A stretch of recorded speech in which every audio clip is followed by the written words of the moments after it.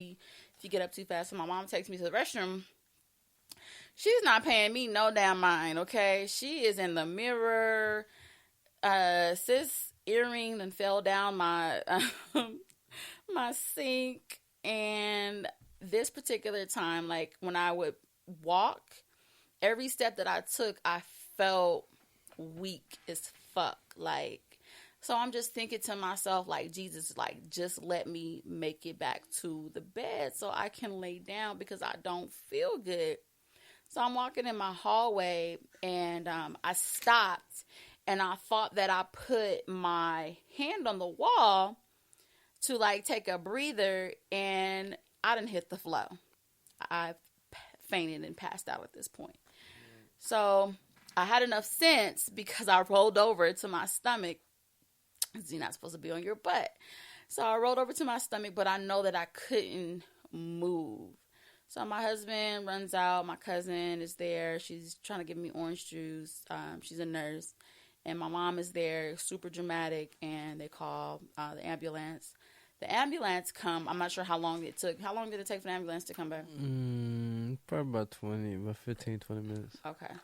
And the ambulance get there, and the ambulance tried to lift me up, and I fainted again. But this particular time, I remember fainting. And I remember I fainted for a long ass time. Like, I felt like I was gone. What did you say about, like, my eyes is rolling in the back of my head? Yeah, it was crazy. But the ambulance was there, so I know you were straight. What? The ambulance was there. Oh, okay.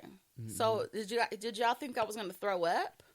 Because I had, like, the trash can in front of me. No, I mean, they thought you were going to throw it, but I didn't think you was going to throw it. They were like, she was going to puke.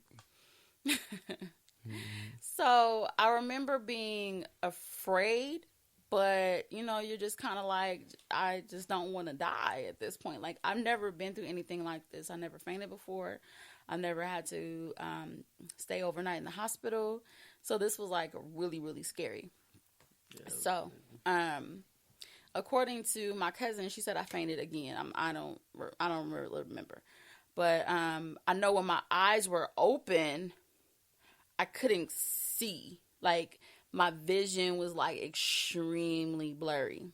That's crazy. Like, I couldn't see. And I just remember, like, damn, like, is this what death feels like? Like, am I about to fucking die, like, over some damn life? Like, I just wanted a flat stomach. Like, I don't want to die.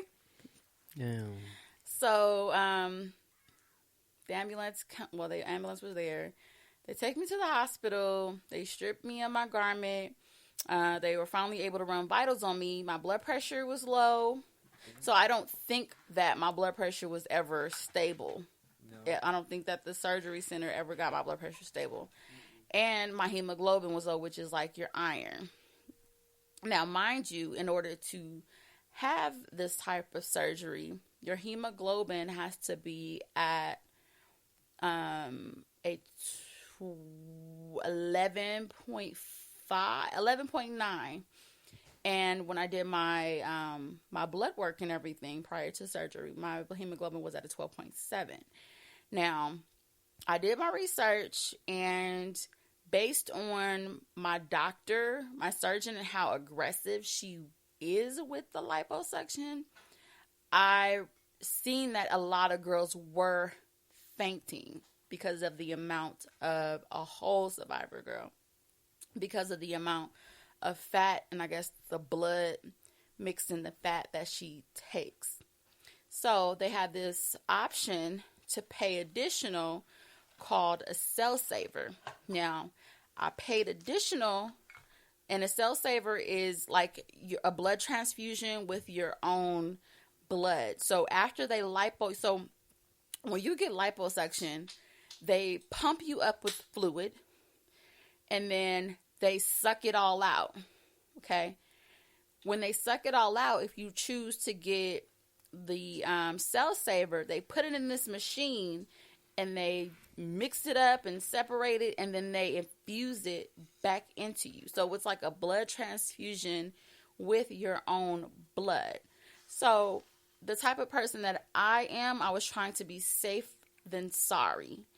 And my black ass still ended up in the hospital needing a blood transfusion because my hemoglobin dropped to a 7.1. So they admitted me to the hospital. Of course, during COVID, like, no one can be in the hospital with you, like none of your loved ones. So that was really scary. My husband brought my phone and everything so I can FaceTime and call. They gave me a COVID test. And, yeah, but the hospital was a whole nother fucking situation. Like, I don't know if I should say the name of the hospital, but they treated me like shit. Like, they were more intrigued and interested in who my surgeon was versus my health.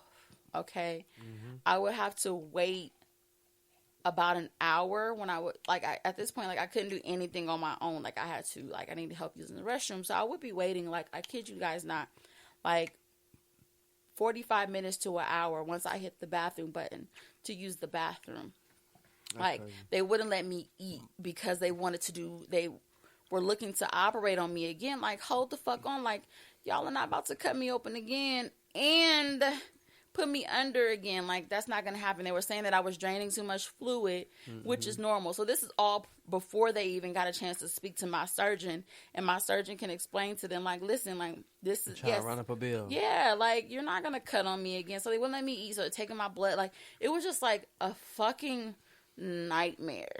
Like, a whole fucking nightmare. They didn't have no I would ask for a blanket and they would tell me good luck finding a blanket, good luck finding a fucking pillow. Like, it was just I had to ask them several times, can I take my antibiotics, and explain to them, listen, like, I just had surgery, like, today, like, I need to take my antibiotics.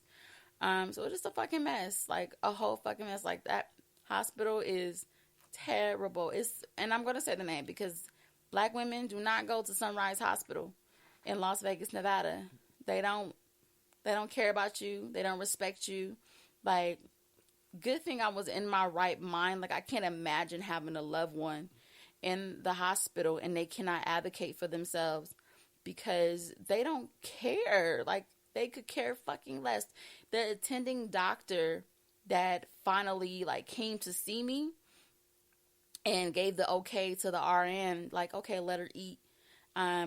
He was condescending and, like, fucking sarcastic. And then, like, low-key tried to hit on me afterwards. Like, it was just terrible. Low-key trying to hit on you, huh? You ain't said nothing about that. Well, he was like, oh, what school did you go to?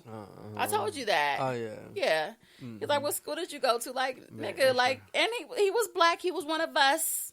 He didn't, like, I don't know. The concern just wasn't there. I don't know if it's because I had an elective surgery, and I kind of, like, brought this on myself, but, you know, in their mind, but it was a fucked up experience. So I came home and, you know, continued to heal, went to my post-op appointments. The amount of massages you have to get, and they're extremely painful, you know, it's crazy. I'm still getting, like, post-op massages. But I just, you know, it's just hard on you. It's hard on your body. I don't see how women do, like, round 2s and 3s and, like, I don't, your mental state, like, I forgot what it's called. It's called post-op depression. Like, that's a real thing. Like, babe, remember when I was just crying? Mm-hmm. Like, you're not sure if you made the right decision, and, you know, do I like this? Was it worth it? But, you know, I'm starting to get used to it, and, you know, I like my results. But would I go under the knife again? I don't want to be the person to say never. I'm never, you know, they say never, but it would have to be, like, extreme, like, circumstances for me to do another elective surgery, because this is tough. It's really, really hard. No, it's really hard, but, you know, I like my results, and I'm here to live to tell about it. It's my testimony. So, yeah. kind of encouraged me to get my surgery done. You know what I'm saying? But I don't think I'm gonna do it. What surgery? You better tell the people you ain't talking about no damn lipo. Oh hell no! Tell me my eye. Yeah. Well, I don't even want to do that down because your ass. You know, I mean, it's everybody's experience is different. You know, my homegirl, my friend, she had her surgery the same day, same doctor. Fine. You know, I don't know if it was, you know, just my fate or, you know, whatever the case is. But I am, you know, kind of going through something with the surgery place to make them, they have to show me that they did what they were supposed to do for me. Because, like I said, I don't think my blood pressure ever was stabilized. And I don't think that they gave me the cell saver that I paid for. So, how do you feel throughout this whole process since you've been right there by my side the whole time? This shit, it just messed me up a little bit. You know what I'm saying? Like, I didn't think you were gonna have to go through like the side effects. Like, besides the side effects, you know, I knew you was got to recover and all that shit. And it was kind of the drainage was kind of extreme, but you know, I understood it.